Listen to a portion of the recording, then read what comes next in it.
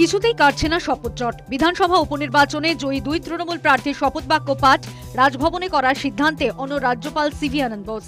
বিধানসভায় যাতে তাদের শপথ বাক্য পাঠ করানো হয় তার দাবিতে সোমবার ফের ধর্নায় বসলেন সায়ন্তিকা বন্দ্যোপাধ্যায় এবং রেয়াত হোসেন সরকার। উনি বলছেন যে শুধু ওরা অ্যাসেম্বলিতে বসতে পারবেন না, কেন বসতে পারবো না? আর মাননীয় রাজ্যপালই কে একজন নির্বাচিত প্রতিনিধিকে আটকানোর? এটা আমার অধিকার, এটা আমার আমি এটা অর্জন করেছি, আমি নির্বাচিত হয়েছি। শপথ জট না কাটায় মুখ খুলেছেন স্পিকার বিমান বন্দ্যোপাধ্যায়। জট কাটাতে রাজ্যপালকে তার সিদ্ধান্ত থেকে সরে আসার আর্জি জানিয়ে ফের চিঠি দেওয়া হবে বলে জানিয়েছেন তিনি। বিধানসভায় এসে রাজ্যপাল শপথ বাক্য পাঠ না করালে তাকে যাতে অনুমতি দেওয়া হয় সেই আবেদন করবেন বলে জানিয়েছেন স্পিকার। একই আর্জি জানিয়েছেন পরিষদীয় মন্ত্রী শোভনদেব চট্টোপাধ্যায়ও। আমি এর আগেও বলেছি, এখন আমি বলছি, রাজ্যপাল আসুন এখানে, ওদের শপথ দিন।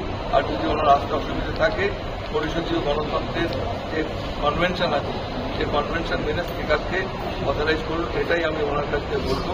একটা যারা এমএলএ হয় যেতে, তাদের কাছে একটা আবেগ কাজ করে যে আমরা জিতেছি, আমরা এই পবিত্র সদনে আমাদের শপথ নেব।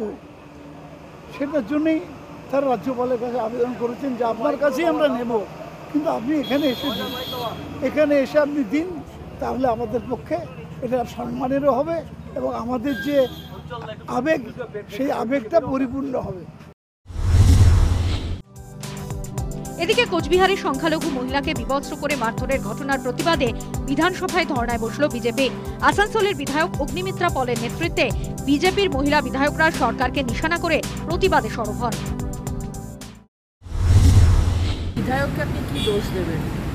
যে মুখ্যমন্ত্রী কদিন আগে তার এক বিধায়ক বলেন যে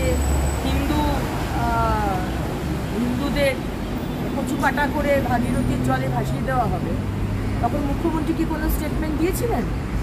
মুখ্যমন্ত্রী কি কোনো পানিশমেন্ট দিয়েছিলেন আমাদের ওই সেই বিধায়ক আজকে মুখ্যমন্ত্রী যেভাবে তার আচরণ করছেন বা যেভাবে রাজ্যটাকে চালাচ্ছে, তালিবানি মানসিকতা আমাদের পশ্চিমবঙ্গের মধ্যে ঢুকিয়ে দেওয়া হচ্ছে। বিধানসভায় বিজেপির মহিলা বিধায়কদের ধর্নাকে ঘিরে তৈরি হয়েছে বিতর্ক। অনুমতি না নিয়ে ধর্নায় বসেছেন বলে অভিযোগ করেছেন স্পিকার বিমান বন্দ্যোপাধ্যায়। প্রয়োজনীয় পদক্ষেপেরও হুঁশিয়ারি দিয়েছেন তিনি। আমাদের কে ধর্নায় বসছেন না বসছেন সেটা আমার কনসার্ন না। আমাকে যাদের অনুমতি নিয়েছেন তাদেরই আমি বসার জন্য অনুমতি দেব। যারা বসেনি আমি মার্শালকে বলবো, এরপরে তাদের বিরুদ্ধে যা পদক্ষেপ নেওয়ার দরকার আছে সেটা আমরা করব।